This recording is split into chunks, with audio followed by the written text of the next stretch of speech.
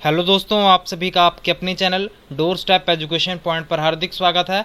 उम्मीद है आप सभी अच्छे होंगे। तो दोस्तों, आज हम सीटेट एसएसटी के कुछ बहुत ही इंपॉर्टेंट क्वेश्चन डिस्कस करने वाले हैं। तो यहाँ हम सिर्फ क्वेश्चन को डिस्कस ही नहीं करेंगे, हम उसको अच्छे ढंग से समझेंगे और हम ये देखेंगे कि भाई एक क्वेश्चन से हम कैसे चार और क्वेश्चन को हम समझ सकते हैं। जैसे कि अगर आपने एक क्वेश्चन पढ़ लिया तो उससे रिलेटेड कोई भी क्वेश्चन आ जाए तो आप उसको कैसे सॉल्व कर सकते हैं। ठीक है, तो आपने हमारे साथ वीडियो के एंड तक बने रहना है, अपना साथ बनाए रखना है। अगर आपको कोई प्रश्न ना समझ आए तो घबराना बिल्कुल भी नहीं है, मैं आपकी पूरी हेल्प करूंगा। अगर आपको कुछ समझना है तो आपने नीचे कमेंट बॉक्स में कमेंट करना है और आपका मैं अगले दिन ही उसका जवाब दूंगा। जब भी आप कह सकते हैं कि मैं वीडियो बनाऊंगा, आपको मैं उसका जवाब जरूर से दूंगा। तो दोस्तों, हम सबसे पहले, अगर आपने हमारे चैनल को सब्सक्राइब नहीं किया है तो आप इसको सब्सक्राइब कर लें।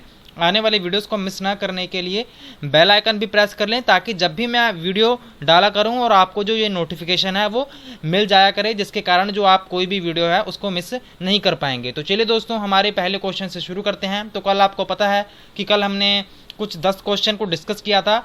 10 क्वेश्चन को बड़े अच्छे ढंग से हमने डिस्कस किया था। तो आज हम करेंगे 41 क्वेश्चन से, मतलब कि हमारा 11th क्वेश्चन है। तो देखते हैं कि इसमें सबसे पहले हम इंग्लिश में क्वेश्चन पढ़ेंगे, उसके बाद हम हिंदी में पढ़ेंगे, फिर हम देखेंगे कि ये क्वेश्चन है वो कहना क्या चाहता है और इसका जवाब देखेंगे कि भाई इसका जवाब क्या हो सकता है। ठीक है ना। तो यहाँ पर देखते हैं, consider the statement A and B. ठीक है, तो यहाँ पर स्टेटमेंट ए एंड बी दी हुई है। तो आपने ना इसके लैंड यूज, तो इन्होंने बोला है कि भाई लैंड यूज के बारे में आप देखिए कि भाई लैंड यूज होता क्या है और इसके बारे में आपने क्या करना है, आपने फिर ऑप्शन को सही जवाब देना है। ठीक है ना। तो यहाँ पर लिखा हुआ है कि भूमि उपयोग के संदर्भ में ए और बी कथनों पर विचार कीजिए और सही उत्तर का चयन कीजिए। तो सबसे पहले हम ऑप्शन नंबर ए को पढ़ लेते हैं। तो इन्होंने कहा है कि land use refer to use of land exclusively for agriculture and forestry. तो इन्होंने क्या बात कही है कि भाई भूमि उपयोग से आशय, मतलब कि जो भूमि उपयोग है उसका क्या मतलब है कि सिर्फ और सिर्फ कृषि और वन के लिए। ठीक है, तो अभी हम इसको भी डिस्कस करेंगे कि ये सही है या गलत। तो सबसे पहले हम स्टेटमेंट बी को भी पढ़ लेते हैं। तो यहाँ पर क्या लिखा हुआ है कि land use is the primarily determined by it's topography, कि भाई भूमि उपयोग है मुख्यतः अपनी स्थलाकृति के द्वारा ही निर्धारित होता है। तो क्या लिखा हुआ है कि भूमि उपयोग मुख्यतः अपनी स्थलाकृति के द्वारा निर्धारित होता है। ठीक है ना। तो यहाँ पर अगर आप ऑप्शन नंबर ए को देखें तो क्या यह ऑप्शन सही है। तो यहाँ पर अगर हम बात करें कि यहाँ पर क्या लिखा हुआ है कि land use refer to use of land, है ना, कि लैंड का जो भूमि का जो उपयोग किया जा रहा है वो सिर्फ और सिर्फ, यहाँ पर आप देख पा रहे हैं ना, केवल। ठीक है, तो केवल किसके लिए है। ठीक है, यहाँ पर लिखा हुआ है कि कृषि और वन के लिए। अगर आप थोड़ा सा सोच कर देखें कि जो हमारी भूमि है ना, तो क्या भूमि को सिर्फ वहाँ पर सिर्फ कृषि और वन के लिए उसको इस्तेमाल किया जाता है। तो आप कहेंगे नहीं, उसके लिए भी घर भी बनाए वहाँ पर जा सकते हैं, घर बनाए जा सकते हैं, जानवरों को पाला जा सकता है, वहाँ पर फैक्ट्रीज खोली जा सकती हैं, है ना। तो ये सभी क्या है, ये सभी लैंड यूज़ है। तो आपको ये भी समझना होगा, चाहे हमने फैक्ट्रियाँ खोलनी हो, चाहे स्कूल खोलना हो, चाहे हमने कॉलेज खोलने हैं, कोई अस्पताल खोलना है ना, मतलब ये कि चाहे आपने घर बनाना हो, जानवरों को पालना हो, या फिर आप कह सकते हैं कि वनों को आपने वहाँ पर वनों को यहाँ पर उगाना हो, कृषि करनी हो, तो आपके लिए इतने सारे लैंड यूज आप देख पा रहे हैं ना। तो ये ऑप्शन अगर आप देखेंगे तो ये तो वैसे ही गलत हो जाएगा, है ना। ऑप्शन नंबर ए तो गलत हो गया। अगर हम ऑप्शन नंबर बी की बात करें तो इन्होंने क्या लिखा हुआ है कि land use is primarily determined by इस टोपोग्राफी। तो आप इस ऑप्शन में थोड़े कंफ्यूज हो सकते हैं। तो इन्होंने यहाँ पर बात कही कि ये, इसको भी हम समझ लेते हैं कि जो भूमि उपयोग है, मतलब ये कि हमने ये चैप्टर में भी, ज्योग्राफी के चैप्टर में हमने डिस्कस किया था कि भाई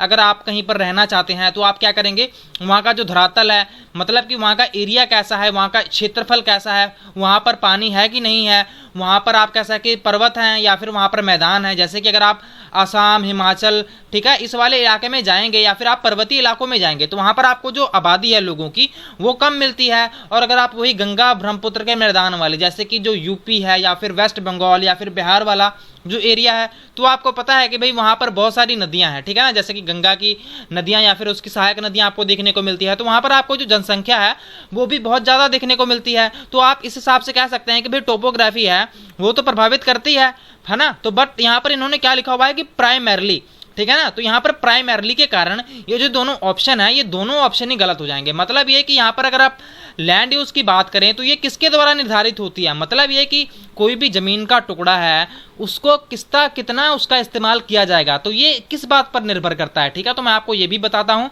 जैसे कि वहाँ की जो मिट्टी कैसी है, वहाँ की मिट्टी उपजाऊ शक्ति है उसकी कि नहीं है, बंजर भूमि है कि नहीं है, है ना। और वहाँ पर टोपोग्राफी भी मैटर करती है, बट टोपोग्राफी उसका एक सिर्फ पॉइंट है ना। और यहाँ पर अगर हम बात करें कि वहाँ पर जो टेक्निकल एडवांसमेंट कितनी है, कि भाई वहाँ पर तरक्की कितनी हो पाई है, वहाँ पर फैक्ट्रीज कितनी खुली हैं, वहाँ पर आपको संसाधन कितने देखने को मिलते हैं, वहाँ पर वर्षा कितनी होती है, वहाँ पर तापमान कैसा है, वहाँ का जो क्लाइमेट है जैसे जिसको हम जलवायु कहते हैं वो कैसा है। तो मैंने आपको यहाँ पर कितने सारे कारक गिनवा दिए जिनके कारण आप क्या कह सकते हैं कि जो लैंड यूज है वो यहाँ पर डिटरमाइंड किया जाता है, ठीक है ना। तो यहाँ पर जो भूमि उपयोग है इसके बहुत सारे निर्धारक हैं, ठीक है ना। तो ये जो दोनों ऑप्शन है यहाँ पर ये हो जाएंगे गलत, ठीक है ना। तो ये वैसे प्रीवियस ईयर में आया हुआ है, आपको तो पता ही है कि हम ये प्रीवियस ईयर को ही यहाँ पर सॉल्व करने की कोशिश कर रहे हैं। तो यहाँ पर जो 41 का जो आंसर होगा, तो आपने ऑप्शन देखनी है कि किन दोनों में फॉल्स लिखा हुआ है। तो यहाँ पर आप देख पा रहे हैं कि जो ऑप्शन नंबर 3 है, ठीक है ना, तो यहाँ पर लिखा हुआ है both A and B are false, मतलब ये है कि दोनों ए और बी क्या हैं, ये दोनों ही गलत हैं। अब हम चलते हैं अपने नेक्स्ट क्वेश्चन पर। तो चलिए देखते हैं, ये हमारा 11वां क्वेश्चन है, मतलब कि आज का हमारा 42nd क्वेश्चन है ये, ठीक है ना। तो यहाँ पर लिखा हुआ है कि शेल्टर बेल्ट हेल्प्स। तो ये हमने ज्योग्राफी के लेक्चर में ऑलरेडी डिस्कस किया हुआ था। अगर आपने वीडियो नहीं देखी तो आप देख भी सकते हैं।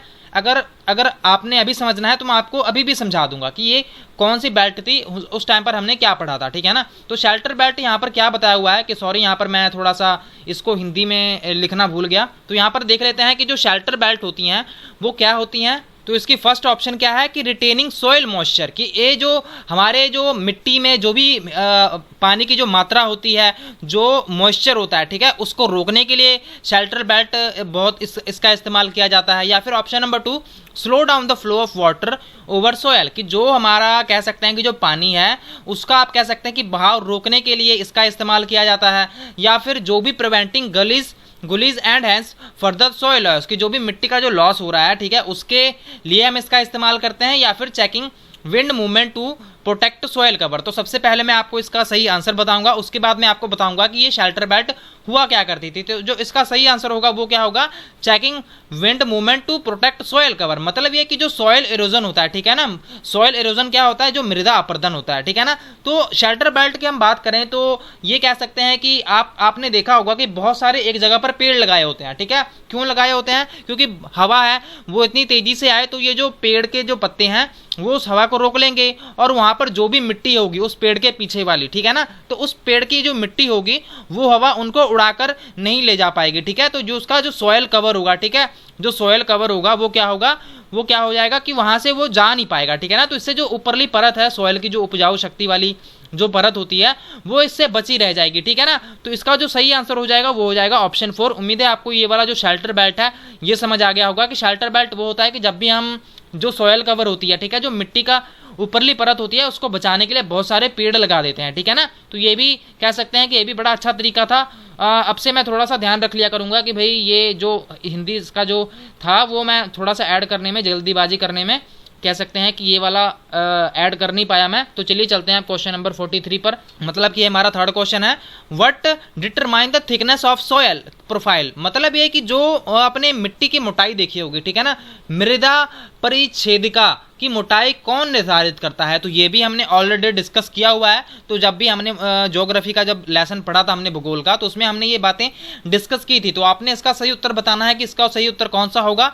तो ये मेरे हिसाब से ये क्वेश्चन आपके लिए थोड़ा सा मुश्किल हो भी सकता है, ठीक है ना। तो इसका सही उत्तर कौन सा होगा, टाइम, फ्लोरा फोना, क्लाइमेट या फिर रिलीफ, की समय, वनस्पति विज्ञान, प्राणी जगत, या फिर जलवायु, या फिर उच्चावच, ठीक है ना। तो इसका सही उत्तर कौन सा हो जाएगा, वो हो जाएगा टाइम। तो इन्होंने बात कही क्या हुई है, ठीक है, तो इन्होंने कहा हुआ है कि भाई सोयल की मोटाई, ठीक है ना। तो सोयल मोटाई, अगर सोयल की मोटाई आपने नापनी है तो आप कैसे नाप पाएंगे। तो जैसे कि कोई सोयल थी, ठीक है, तो बहुत साल पहले एक सॉइल कवर थी, ठीक है, तो यहाँ पर बारिश आई और या फिर आप कह सकते हैं कि कोई और यहाँ पर नदियाँ वगैरह पानी लेकर आई, तो उन्होंने क्या किया, एक और यहाँ पर मिट्टी की परत थी, इसको यहाँ पर बिछाकर वो चली गई, ठीक है ना। इसी तरह कोई और यहाँ पर पहाड़ टूटे यहाँ पर, या फिर बारिश वगैरह आई, तो यहाँ पर एक और यहाँ पर जो कवर थी वो सॉइल की जो परत होती है वो एक और यहाँ पर बिछाकर चली गई, ठीक है ना। तो अगर आप खुदाई करना भी शुरू करेंगे तो आपको ये पता लगेगा कि भाई जो ऊपरली परत है वो इतने टाइम पहले यहाँ पर आई थी, उसके बाद ये वाली परत आई थी, ठीक है ना। तो ये सब कार्बन डेटिंग की मदद से जो साइंटिस्ट हैं ये पता लगा लेते हैं। तो इसका जो सही उत्तर होगा वो होगा टाइम, कि भाई ये समय ही निर्धारित करता है कि भाई ये जो मिट्टी होगी वो कितनी मोटी होगी। तो आपको ये तो पता है ना कि भाई इतने टाइम बाद अगर कहीं पर भी देखा जाएगा तो वहाँ की जो प्लेसेस की जो मोटाई होगी वो बढ़ती जाती है, ठीक है ना। तो हमने ऑलरेडी ज्योग्राफी में काफ़ी डिस्कस किया हुआ है कि भाई जो भी हवाएं चलती हैं वो क्या करती हैं, एक जगह से मिट्टी को उड़ाकर दूसरी जगह लेकर जाती हैं। तो इसके कारण भी आप कह सकते हैं कि जो ये सॉइल परत है वो यहाँ पर आपको देखने को मिलती है, जो इसकी मोटाई है, ठीक है ना। तो ये क्वेश्चन बड़ा ही सिंपल था, बस थोड़ा सा टेक्निकल था। तो इसका जो सही उत्तर हो जाएगा वो हो जाएगा समय, और बाकी के जो यहाँ पर आप कह सकते हैं जो ऑप्शन है वो यहाँ पर हो जाएंगे गलत, ठीक है ना। तो अगर हम इन ऑप्शंस की बात करें, ठीक है, तो अभी हमने एक प्रीवियस में एक क्वेश्चन देखा था, ठीक है ना, कि उसमें हमने क्या पढ़ा था कि भाई जो भी हमारा जो मनुष्यों के रहने के लिए, ठीक है, या फिर लैंड यूज के लिए जो कारक प्रभावित करने वाले कारक थे ना, वो उन तीनों में ये भी आ जाएगा, ठीक है ना। तो ये आपको समझ आ गया होगा क्वेश्चन। अब हम चलते हैं 44 मतलब कि हमारा फोर्थ क्वेश्चन पर।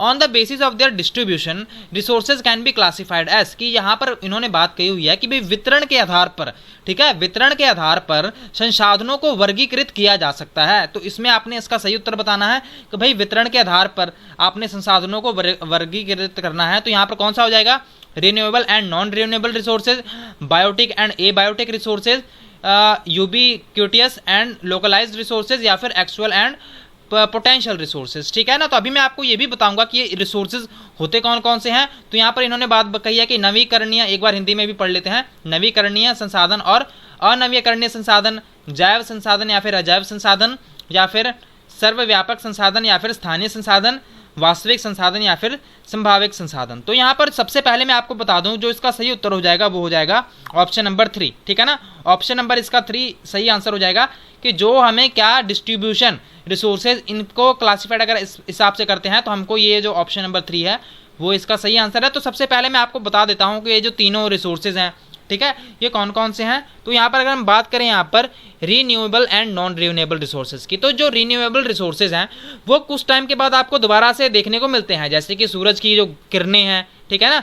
तो आप क्या कर सकते हैं कि भाई सूरज की किरणें कभी खत्म नहीं होने वाली, ठीक है ना। तो सूरज की किरणें क्या है, ये रिन्यूएबल रिसोर्सेज हैं। जैसे कि अगर पानी की बात कर लें तो पानी भी क्या है, पानी रिन्यूएबल है। अगर हम नॉन रिन्यूएबल की बात करें जैसे कि पेट्रोलियम हो गया, या फिर आप कह सकते हैं कि और भी बहुत सारी चीज़ें हैं, जैसे कि नेचुरल जो गैस होती है वो क्या है, वो नॉन रिन्यूएबल है, मतलब कि उसको बनने में बहुत ज़्यादा टाइम लग जाता है, ठीक है। तो नवीकरणीय और अनवीकरणीय इसको हिंदी में कहते हैं। अब अगर हम यहाँ पर बात करें बायोटिक और एबायोटिक की, तो बायोटिक संसाधन कौन से होते हैं, जैसे कि पेड़ पौधे हो गए, और भी यहाँ पर बहुत सारी चीजें होगी, वनस्पतियां हो गई जो कि जीवित हैं, ठीक है ना। अगर हम एबायोटिक रिसोर्सेज की बात करें, एबायोटिक जैसे कि जो सूरज की किरणें हो गई, या फिर जो सॉयल है ना, मिट्टी हो गई, पानी हो गया, तो ये सभी क्या है, ये सभी एबायोटिक रिसोर्सेज, मतलब कि जैव संसाधन और अजैव संसाधन। अगर हम यहाँ पर बात करें एक्चुअल एंड पोटेंशियल रिसोर्सेज की, तो यहाँ पर हम एक्चुअल की या फिर पोटेंशियल रिसोर्सेज की अगर हम बात करें तो यहाँ पर जो पोटेंशियल रिसोर्सेज वो होते हैं, ठीक है, जो कि संभावित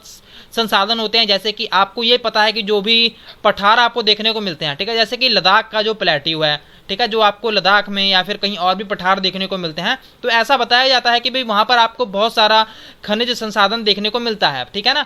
बट ये हमें पता नहीं है मतलब कि वो निकाला जाएगा कि नहीं निकाला जाएगा, बस ये हमारा अंदाजा है कि भाई यहाँ पर संभावित वहाँ पर संसाधन आपको देखने को मिलता है। वास्तविक संसाधन वो होगा जो भी हम कह सकते हैं कि वो हमें देखने को मिलता है एक्चुअल में, ठीक है ना। तो ये हमारा एक कह सकते हैं कि कंसेप्ट था। अब हम चलते हैं नेक्स्ट हमारे क्वेश्चन नंबर 5 पर, ठीक है ना। तो ये क्वेश्चन है, हम कह सकते हैं कि ये पेडागोजी का क्वेश्चन है। तो ये वैसे मैं क्वेश्चन ऐड करना चाहता नहीं था, बट इस क्वेश्चन, ये बहुत ही क्वेश्चन आप कह लीजिए या फिर चाइल्ड डेवलपमेंट एंड पेडागोजी या फिर इसके सब्जेक्ट की पेडागोजी में, चाहे हिंदी में, चाहे इंग्लिश में, चाहे पंजाबी में, ऐसे क्वेश्चन वो बार बार पूछते हैं। तो मुझे लगा कि ये वाला जो क्वेश्चन है इसको ऐड करना ही चाहिए। तो इसको सबसे पहले हम क्वेश्चन को पढ़ लेते हैं। तो हमने स्टीरियोटाइप का जो वर्ड है ये हमने पॉलिटी की क्लास में बहुत ही अच्छे ढंग से समझा था। तो ये स्टीरियोटाइप होता क्या है, तो इसमें इन्होंने बताया है कि भाई नीचे वाली स्टेटमेंट में से भाई जो जेंडर है का रूढ़िबद्ध धारणा को कौन सा ऐसी बात है वो जो चुनौती देता है। तो सबसे पहले हम पहली बात करेंगे तो वुमेन आर फैशन कॉन्शियस। तो भाई महिलाएं क्या है, फैशन प्रास्त होती हैं। तो इसमें ये क्या बात बताई जा रही है, तो ये भी कह सकते हैं कि जो महिलाएं हैं उनका एक हिसाब से बताया जा रहा है कि भाई जो महिलाएं होती हैं वो उनका फैशन की तरफ बहुत ज़्यादा ध्यान होता है। तो ठीक है ना, तो ये क्या है, ये भी तो एक जेंडर स्टीरियोटाइप ही है। तो ये वाला ऑप्शन हो जाएगा गलत। अगर हम यहाँ पर ऑप्शन नंबर 2 की बात करें तो ये ऑप्शन ही इसका सही होगा। इससे पहले हम जाने से पहले हम इसको जो तीसरा और चौथा ऑप्शन है इसको हम डिस्कस करेंगे। वुमेन आर नर्चरिंग, की जो महिलाएं हैं वो पालन पोषण करने वाली होती हैं, मतलब कि जो बच्चे होते हैं उनको यहाँ पर पालने का काम मेनली महिलाओं को को यहाँ पर दिया जाता है तो वो काम यही कर सकती हैं। तो अगर आप ये देखेंगे तो ये भी स्टीरियोटाइप ही है, मतलब कि अवधारणा बना ली गई है, ठीक है ना। तो ये ऑप्शन भी गलत हो जाएगा। और यहाँ पर फोर्थ ऑप्शन लिखा हुआ है कि वुमेन्स आर वेरी इमोशनल, कि जो महिलाएं हैं वो बहुत ही भावुक होती हैं। तो वैसी बात नहीं है, चाहे महिलाएं हो चाहे पुरुष हो, मतलब कि मैन हो या फिर वुमेन हो, ये दोनों ही इमोशनल होते हैं। तो ये ऑप्शन भी गलत हो जाएगी। अगर हम यहाँ पर ऑप्शन 2 की बात करें तो इन्होंने इसमें क्या लिखा हुआ है कि womens are responsible bus drivers, की जो महिलाएं हैं वो जिम्मेवार वाहक चालक होती हैं। मतलब ये कि जो महिलाएं हैं वो क्या है कि बस ड्राइवर्स अच्छी होती हैं। तो इसमें क्या बातें बताने की जा रही है, कोशिश कौन सी बात को बताने की कोशिश की जा रही है यहाँ पर? मतलब ये कि अगर आप आमतौर पर देखेंगे तो महिलाओं को इस रूप में दिखाया जाता है कि भाई ये, पहली बात अगर हम पुरुषों की बात करें तो उनको एज अ ड्राइवर के रूप में आजकल देखा जाता है कि भाई जो महिलाएं हैं वो ये काम नहीं कर सकती, ठीक है ना। मतलब कि ये काम सिर्फ पुरुषों के द्वारा ही किया जा सकता है। बट यहाँ पर ये बात बताई हुई है कि womens are responsible bus drivers.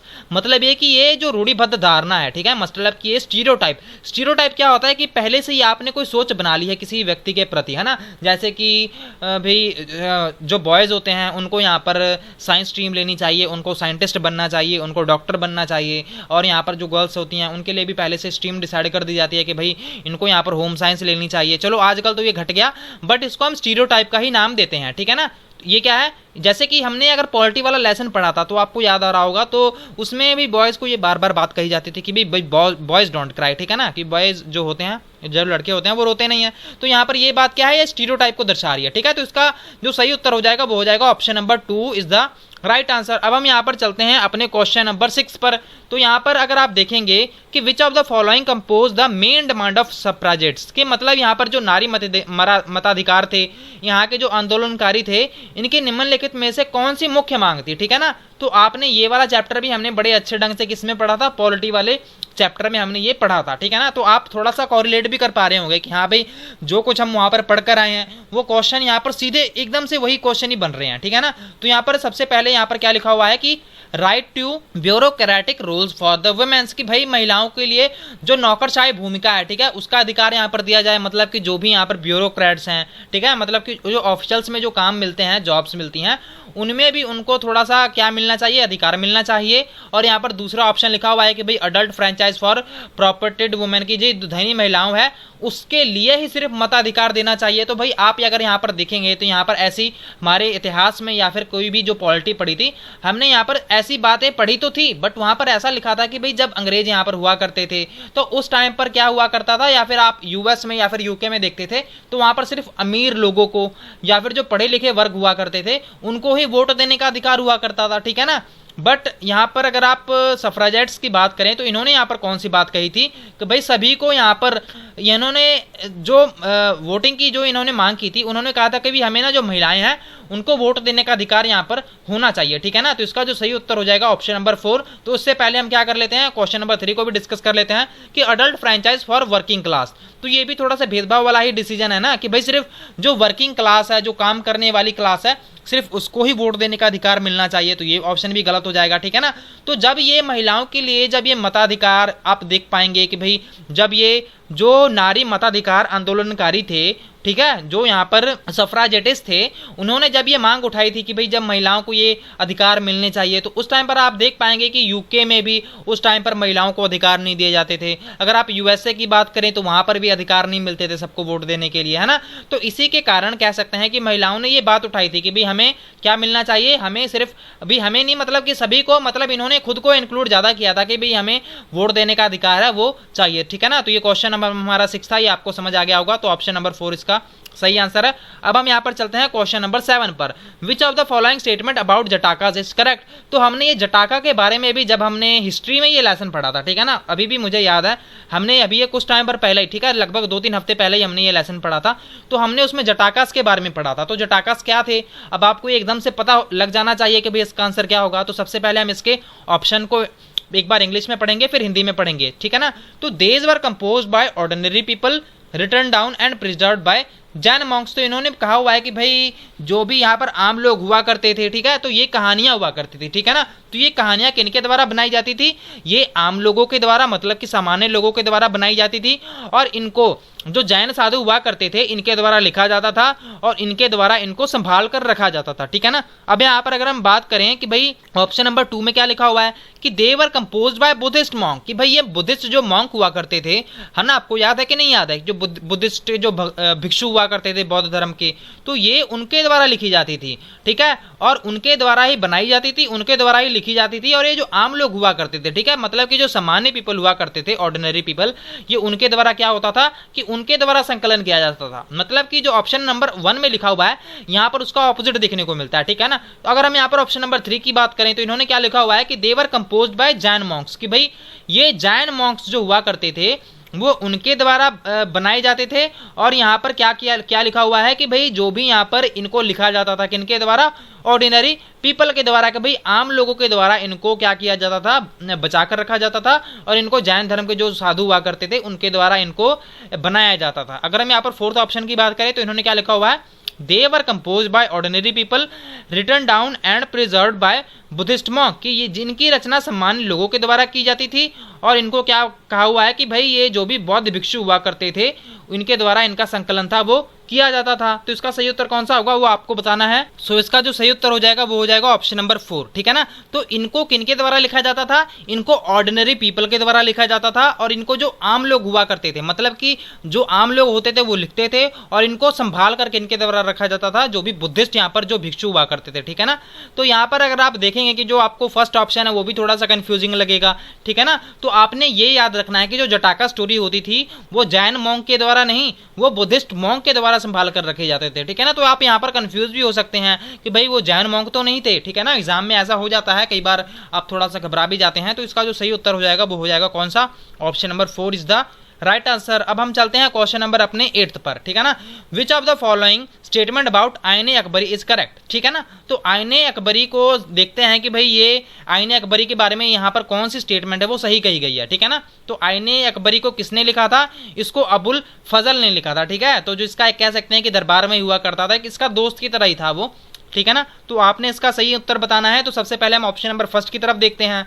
तो इसमें लिखा हुआ है कि it deal with Akbar's ancestor and record and events of Akbar reigns, की मतलब कि इसमें अकबर के पूर्वजों और अकबर के शासन की घटनाओं का विवरण दिया गया है, ठीक है ना। तो इसमें ये बात लिखी गई है, या फिर इसमें it was written by Mirza Hakim. तो मैं आपको ऑलरेडी इस क्वेश्चन को शुरू होने से पहले मैं आपको बता चुका था कि भाई जो ये किनके द्वारा लिखा गया था, ये किनके जो अबुल फजल हुआ करते थे उनके द्वारा लिखा गया है, जो आईने अकबरिया, ठीक है ना।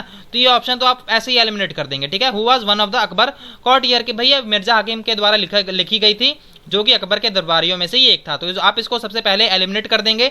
अब हम यहाँ पर अगर हम तीसरे क्वेश्चन की बात करें तो इसमें क्या लिखा हुआ है कि it has a rich statistical details about diverse aspect of Akbar administration, कि ये अकबर के प्रशासन में विविध पहलुओं के विषयों में संपन्न सांख्यिकीय विवरण प्रस्तुत करता है। तो इसका जो सही उत्तर हो जाएगा वो हो जाएगा ऑप्शन नंबर 3। इसको आने से पहले, ठीक है, हम पहले इसका जो 4th ऑप्शन है इसको भी हम डिस्कस कर लेते हैं। It is the first volume of 3 volume history of Akbar reign title Akbarnama, ठीक है ना। तो यहाँ पर क्या लिखा हुआ है कि ये फर्स्ट वॉल्यूम है, ठीक है ना, फर्स्ट वॉल्यूम है किसका, अकबरनामा शीर्षक का अंतर्गत, कि जिसमें ये इतिहास के 3 जिल्दों में पहली जिल्द है। तो ये अगर आप देखेंगे तो ये पहली जिल्द नहीं थी। अगर हम यहाँ पर ऑप्शन नंबर 3 की बात करें जो कि सही है, इसको डिस्कस कर लेते हैं। तो यहाँ पर लिखा हुआ है कि हमें जो अकबर का प्रशासन था, अकबर के प्रशासन के साथ साथ वहाँ पर कितना पैसा इकट्ठा किया जाता था, मतलब है कि जो भी रेवेन्यू इकट्ठा किया जाता था उनके दरबार के बारे में, और यहाँ पर बहुत सारी जो चीज़ें हुआ करती थी उनके बारे में आप कह सकते हैं कि जो भी आईने अकबरी हुआ करता था इनके बारे में, जो कि रेवेन्यू हुआ करता था, ठीक है ना। तो इनके बारे में आपको इसी आईने अकबरी में देखने को मिलता है, ठीक है ना, जिसको अबुल फजल के द्वारा लिखा गया था। तो ऑप्शन नंबर 3 इज द यहाँ पर राइट आंसर। अब हम यहाँ पर चलते हैं क्वेश्चन नंबर 9 पर, ठीक है ना। तो इसमें इन्होंने क्वेश्चन क्या पूछा हुआ है कि who among the following compiled the composition of Baba Guru Nanak in Gurmukhi also adding his own composition to it, कि निम्नलिखित में से किसने अपनी कृतियों को भी शामिल करते हुए बाबा गुरु नानक की रचनाओं को गुरुमुखी में संकलित किया है। ठीक है ना, तो आपने इसका उत्तर सही बताना है। तो अगर आप इसको देखेंगे तो हमने हिस्ट्री में इसको भी ऑलरेडी डिस्कस किया हुआ है, तो आपने अगर आपको वो लेसन याद होगा तो आप जरूर से इसका आंसर दे पाएंगे। तो इसका जो सही उत्तर हो जाएगा, तो हम इसको, ये थोड़ा सा स्टैटिक क्वेश्चन है तो हम इसका डिस्कशन करने वाला कुछ है नहीं, तो इसका जो सही उत्तर हो जाएगा वो हो जाएगा गुरु अंगद देव जी। ठीक है ना, तो इनका और क्या नाम था, इनको लहणा भी कहा जाता था। और इनको गुरु अंगद देव जी का नाम क्यों दिया गया था, क्योंकि इनको कहा जाता था कि भाई ये गुरु नानक देव जी हैं, ये इनके अंग हुआ करते थे। ठीक है ना, तो ऐसा इनको कहा जाता था। और हम यहाँ पर बात करें तो इन्होंने अपनी रचनाओं को भी गुरुमुखी में जो था वो संकलित किया था। ठीक है ना, बाबा गुरु नानक देव जी की रचनाओं के साथ साथ अपनी रचनाओं को भी इन्होंने क्या किया था, भी उन्होंने उसमें लिखा था या फिर संकलित किया था। अब हम यहाँ पर चलते हैं अपने लास्ट क्वेश्चन पे आज के। ठीक है ना, तो आज का क्वेश्चन ये हमारा लास्ट क्वेश्चन है, तो इसको भी देख लेते हैं। विच of the following was not a feature of Athenian democracy. तो मुझे भी थोड़ा थोड़ा याद आ रहा है कि हमने अथेनियन डेमोक्रेसी के बारे में पढ़ा था। ठीक है ना, तो यहाँ पर इसको हम एक बार हिंदी में भी देख लेते हैं। एथेनियन लोकतंत्र की निम्नलिखित में से कौन सी विशेषता नहीं है। ठीक है ना, तो इन्होंने कहा है कि नहीं है, मतलब है कि इसमें से जो 3 बातें होंगी आपको वो होंगी बिल्कुल सही और बाकी की एक होगी वो हो जाएगी गलत। तो वही हमारा जो हो जाएगा वही हमारा सही उत्तर होगा। तो यहाँ पर लिखा हुआ है कि all citizens were expected to serve in the army and navy, कि सभी जो नागरिक हुआ करते थे उनको सेना व नौसेना में अपनी सेवाएं देनी होती थी। ठीक है ना, तो क्या ये बात सही है। अब हम यहाँ पर ऑप्शन नंबर 2 पर चलें, तो यहाँ पर लिखा हुआ है कि all the citizen attended assembly that were held for deciding upon matters, के मामलों के निर्णयों के लिए आयोजित की गई सभाओं में सभी नागरिक उपस्थित होते थे। तो ये बात भी कह सकते हैं कि सही थी। ठीक है ना, तो अभी हम ऑप्शन नंबर 3 पर जाएं, तो इन्होंने क्या लिखा हुआ है कि appointment for many position were made through lottery, कि कई पदों की नियुक्तियों के लिए लॉटरी सिस्टम का भी इस्तेमाल किया जाता था। ठीक है ना, तो अगर हम यहाँ पर ऑप्शन नंबर 4 की बात करें तो यहाँ पर लिखा हुआ है कि all the free man and women, ठीक है, मतलब कि जो सभी यहाँ पर पुरुष या फिर महिलाएं हुआ करती थी उनको पूर्ण नागरिकता प्राप्त थी, जो दास नहीं थे। ठीक है ना, तो इन्होंने ये बात तो सही लिखी है कि भाई जो दास नहीं थे, तो यहाँ पर ये क्या ऑप्शन सही होगा कि गलत होगा, तो आपने इसका आंसर सही बताना है। तो जो ऑप्शन नंबर इसका जो 4 है, ठीक है ना, तो ये गलत है। ये कैसे गलत है मैं आपको ये भी बताऊंगा, तो आप थोड़ा सा धैर्य बनाए रखें। सबसे पहले मैं आपको ये ऊपर वाले पॉइंट्स बता देता हूँ कि ये जो सही है। ठीक है ना, तो यहाँ पर इनके में यहाँ पर प्रावधान था कि जो भी वहाँ पर नागरिक होंगे उनको यहाँ पर सेना या नौसेना में क्या देना पड़ेगा, अपनी जो सेवा होगी वो देनी पड़ेगी। और यहाँ पर जो दूसरा ऑप्शन है इसमें यह भी कहा गया है कि जो मामले के जो निर्णय हुआ करते थे, ठीक है ना, तो यहाँ पर जो सभी सभाएं हुआ करती थी इसमें सभी नागरिक क्या हुआ करते थे, यहाँ पर प्रेजेंट हुआ करते थे। और यहाँ पर कई ऐसी पोजीशन भी हुआ करती थी जो ऑप्शन नंबर 3 है, तो इन्होंने ये भी सही लिखा हुआ है कि जो मैनी पोजीशन होती थी उनको लॉटरी के माध्यम से ही चुना जाता था। अगर हम यहाँ पर 4th क्वेश्चन की बात करें तो ये क्वेश्चन कैसे गलत है, क्योंकि उस टाइम पर जो भी फ्री मैन हुआ करते थे, ठीक है ना, जो भी आज़ाद यहाँ पर मैन एंड वुमेन देखने को मिलते हैं, ठीक है, तो यहाँ पर उनको कहा जाता था कि भाई जो भी 30 साल से अधिक के होंगे, ठीक है, तो वो उनको ही सिर्फ नागरिकता का अधिकार दिया जाएगा। तो ये बात बिल्कुल गलत है।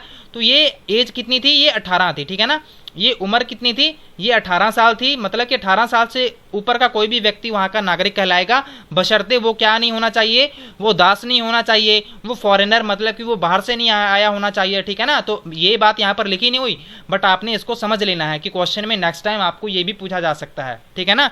तो यही मेन क्वेश्चन ऐसे ऐसे ही आते हैं, ज़्यादा कुछ रिपीट होते नहीं है, ठीक है ना। तो ये हमारा कह सकते हैं कि ये हमारी वीडियो थी। उम्मीद है आपको ये जो 10 क्वेश्चन है इनसे आपके 40 क्वेश्चन जरूर बने होंगे और आपको आप कह सकते हैं कि एक अलग अप्रोच देखने को मिली होगी। तो उम्मीद है आपको ये सेशन बहुत ही पसंद आया होगा और आप इस सेशन को लाइक भी करेंगे और अपने दोस्तों के साथ भी शेयर करेंगे। आप हमारे चैनल को सब्सक्राइब कर लें आने वाले वीडियोस को मिस ना करने के लिए, बेल आइकन भी प्रेस कर लें। Keep supporting guys, thank you so much for watching, God bless you all.